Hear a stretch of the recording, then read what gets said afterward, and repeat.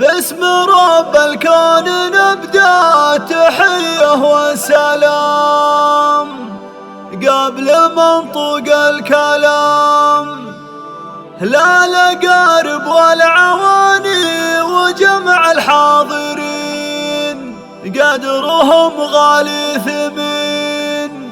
مرحبا يا أهل الفرح يا النشامة بيت بيت لا تني فيها ربيت، باسم رب الكون